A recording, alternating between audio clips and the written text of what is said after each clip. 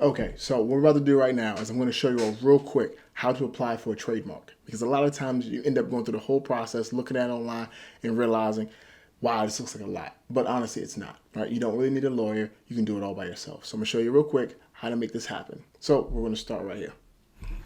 So first, you go to Google, right? Type in trademark search. Hit enter. So you go down right here. This is the fourth one for me. It says trademark database. Boom, you go here.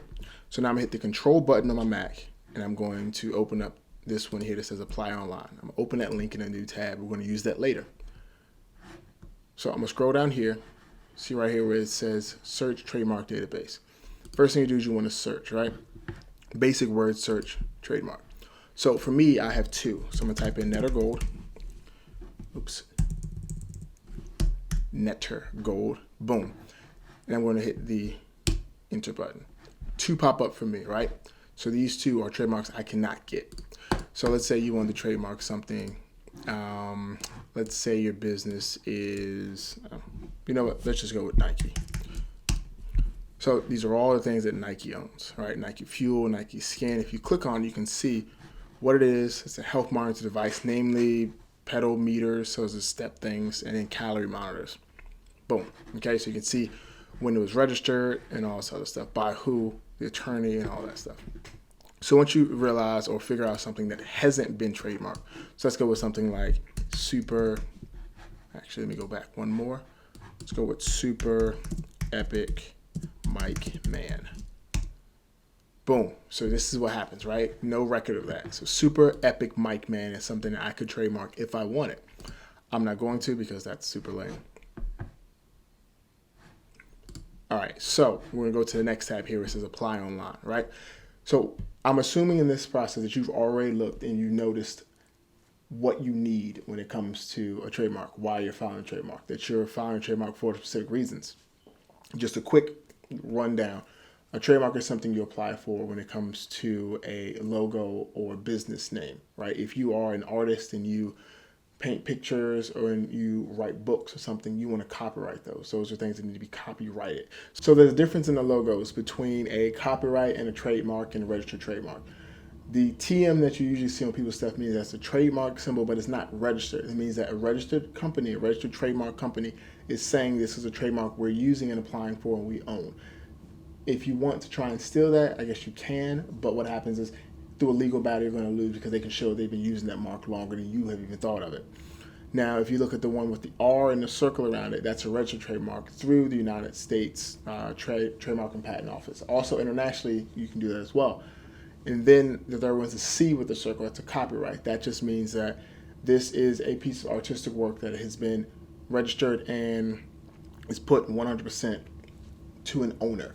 Oh, there's also patents. So if you invent things, so if you invent, let's say like a vacuum cleaner or a new jet engine, that's a patent. That's not a copyright, that's not a trademark, that's a patent for an invention.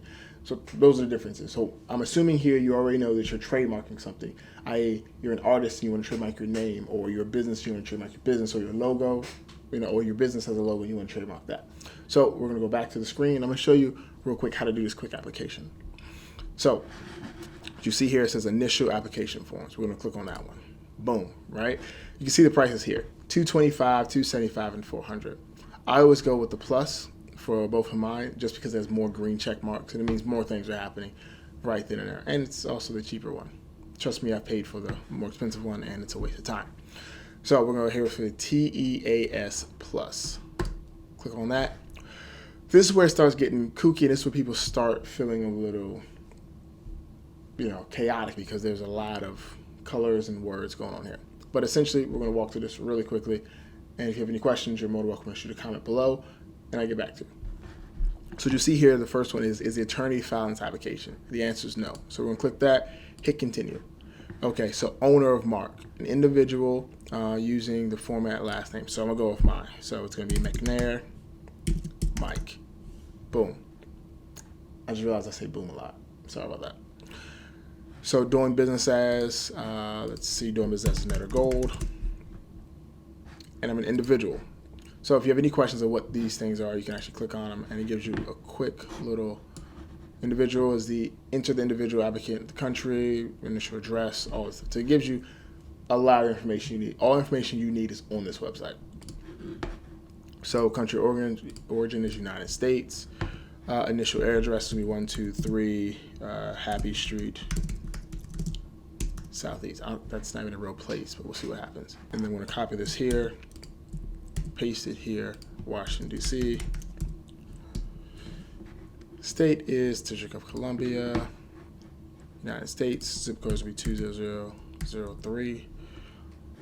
Phone number is going to be 202-233-3956. That's a made-up number, so don't try and call me on it because you might end up calling somebody's grandma, and nobody's grandma wants to talk to you. Just saying. Okay, so now we're going back to email address. So it's going to be mike232@yahoo.com. Again, made up. Don't email me. Hit continue. Oh, okay. So one thing is, again, here, as you see, it gives you red boxes when you do something correctly. So it says, although you have provided an email address, you must check the box authorize communication via email. That's kind of something you want because they'll let you know, hey, you messed up here. Okay, so now we're on to the next part. So it's the mark information. Okay, so this is where it gets a little complicated, but it's also pretty simple. So standard character is just a name. So business name is Net or Gold. So the letters NETRGOLD are the standard characters, the names of my business. So that's what I would type here as Net or Gold. And then what happens is I can preview a generated text. Geez, why do I keep typing never? Is it me or is it the computer? I think it's the computer. So that pops up here, Net or Gold, and that will be the standardized name for the company. So when I've talked to the trademark attorneys that the government employs, what they say is if it's the name of your business, you should do it in this form. The reason why is because no matter how you want to change the text, the color, or anything, it's still the name of your company.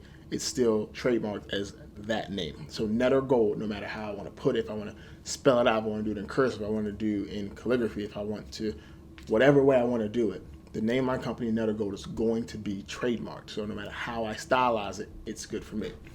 Now, if you decide to do a special form or a stylized design, what that means is you're uploading a logo. So this is my logo here, right? And with this logo, this is what it is. There is no changing. So if I want to take off the wings from it and just use the body, that's not going to work because that's not what's trademarked here. A specialized and stylized form means whatever is submitted, whatever that logo is, whatever's been submitted, that is the logo. There is no alteration. So again, here, right, this is, bring that back here. Actually, yeah. There, right? This is the logo here. And this logo here is what's trademarked, right? So I want to cut off this wing and this other wing and just use the body. It won't be a registered trademark. Now, will it still count as a trademark? Sure, of course. But it won't be registered. So that's the thing. It will not be a registered trademark, but it's still under my protection because it is my trademark, even though I've altered it slightly.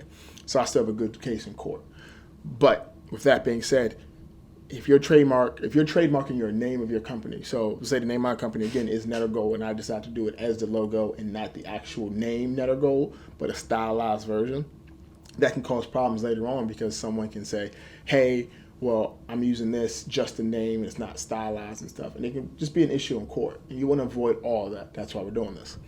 So that's where you use a specialized or stylized form. Now, a sound mark. Sound mark, of course, is, think of it like the Windows startup. That's a sound mark. That is something you can register as well because it's yours. You can recognize that as specifically something that you do, right? Like do or the Apple ding, or the text doo, all that stuff are sound marks you can actually trademark as part of your business, or recognizing part of your business, the name of your business, however you want to do it. So that's all those things.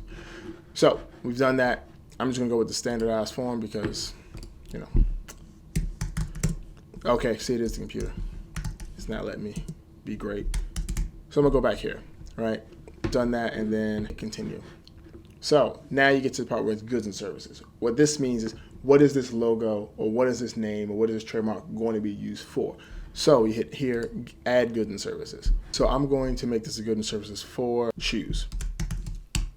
So I hit shoes, right? Description, shoes, dog shoes, orthopedic shoes, beach shoes, whatever. I'm doing it as an international class for shoes. Then what's going to happen is we're going to go all the way down to the bottom and click here, insert checked entries. What this means is that now I'm trademarking the name Netter Gold specifically for shoes, right? Just for shoes. So if later on I want to use it for airplanes, I would need to do a new trademark under airplanes because it's just different. You have to register each one in each class separately. So with that being said, if I decided right now to say I'm going to do shoes, airplanes, and boats, I would need to do a different class for each one. So I have to go here, boom, again, airplane. So I say airplane motors, right? Boom. Geez, here I go again with this boom. That one, that one. So these are two different classes. So I have to pay separately. I have to pay the $225 twice, one for this class and one for that class. So if you're doing all the things in the same class, you don't have to worry about it. So you do shoes, hats, hoodies, jackets, t-shirts, that usually all falls under the same class of 025, which is clothing. Now this one here, airplane motors, falls under a different class that I don't know the title for, but anything that's also in that section will be good to go. Okay, so now we're done with that. We've added the two classes. We're going to hit continue. Now, no filing basis was assigned to the first class good and surface. So what that means, I'm going to click here, and you have to pick one of these filing bases. So it's boom, boom. Here I go again with this boom. Sorry. Actually using mark in commerce now, not use a mark. So let's say you're actually already using your mark. You're already using your business name, and that's something you're going through with right now. So what you're going to do is you click here, section 1A. And you have to provide a specimen. So a specimen just means you have to provide a picture of whatever it is. So if you have the name Netter Gold on an airplane motor, you would want to have an airplane motor, and you would want to also have it on the side of that motor, some way, somehow. As professional as possible, obviously. You don't want to just spray paint it on there. Unless you have a nice stencil and stuff, you can do that. So I would need to attach a specimen. So you would go here, you would go to choose a file, and you'll pick a file and all that stuff. Now, of course, I don't have a file for that, so we're going to return to the application. Back button. Okay, so I don't have a file for that. So what I'm going to do is I'm going to remove this 1A. Yes. Okay, so I'm going to remove this basis here of the motors. I'm going to get rid of that one. Remove that, check good and service. So we'll go back to shoes. So I need to assign a filing basis. And since I don't have a pair of shoes that actually say Netter Gold on the side. Well, okay, I do, but we're not going to do that. So I'm going to go here to not, no use of mark yet, continue to use. Click there. So what that means is that right now I'm not actually using the mark, so I don't need to provide a specimen, but I will be using it later. So you need to check the box here, I understand the selection, Boom, assign the filing basis. So the filing basis has been assigned, and I hit continue. Now I go through here one more time, and this is all my information so they know who they're talking to, what they're talking to, what they're talking about. Hit continue again.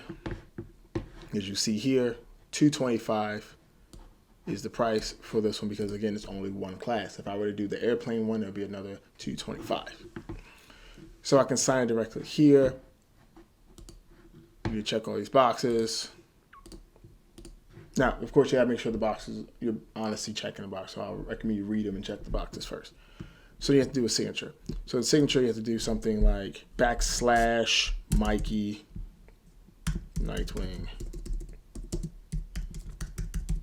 /. There we go. So then the date sign would be today, and then my name would be Mikey Nightwing. My position, CEO or owner, whatever makes you feel good, really. And then phone number is going to be 202-233-3289. I think that's what I used. And then we're going to hit validate. Okay, so now as you see, I need to put my email in one more time. I'm just copy and paste this one. They want to make sure they deliver it to the right place. Because again, what I'm telling you is, if something isn't right, you'll get an email from a trademark attorney at some point in time saying, hey, this needs to be checked, yada, yada, yada. So that's good to make sure all the information is done thoroughly. Check all the boxes, make sure everything's good, and then pay and submit. It takes you over to the payment section, and then from there, you need to break out the credit card and start paying up. You can pay as a guest if you want or sign in to the trademark website. Now, The next part is the wait. A lot of people are concerned about the wait. It takes about 3 to 4 months for an attorney to even get assigned to your application. So give it a chance, give it a second. Once the attorney's assigned, they'll let you know, like, hey, this is what's going on with this is what's going on with that, this is what I need to do. I need to make this amendment here, I need to make this adjustment here. So if you just submit a color logo, if you have a good attorney, what they'll say is, hey, I'm going to change this to a black and white. Is that okay? Because once it's black and white, it allows you to use it in any color you want. So again, let's say my Netigo logo, it's in gold, right? If I wanted to make this like green and I submitted it only in gold, well, it's no longer my registered trademark. But because I submitted it in black and white, I can use it in any color I want. So that's something your attorney will let you know. They'll say to you, hey, this is something here I think you should look at. What do you think? Yes or no. Now, this attorney I'm mentioning is 100% free. This is not attorney you paid to file the thing for you. This is the United States government's attorney for trademarks. The attorneys that you'll see online on Google or something, what they usually do from what I notice is they'll charge you the $225, which is to file it, and they'll charge you another $200 to maybe $300 for them to file it. So you're paying them $300 to file what I just did just now on the computer for you. Yeah, it's you don't need to do that. I haven't done it. I'm not an expert at it. I'm not an attorney. So if you do feel as though you need that assistance, contact one and see. But I've done two myself, and I've helped like 3 or 4 of my friends also do their own. So I don't think it's a necessity to pay for it because, again, if there's something wrong with it, the attorney on the United States Patent Office will come back to you and say, hey, this is something I need to adjust. Is this okay? And they'll email. You can do it all through email and through phone, and it works out perfectly. So with that being said, I hope this was somewhat beneficial to you in pursuing your goals of becoming a business owner because it's important to make sure you protect yourself.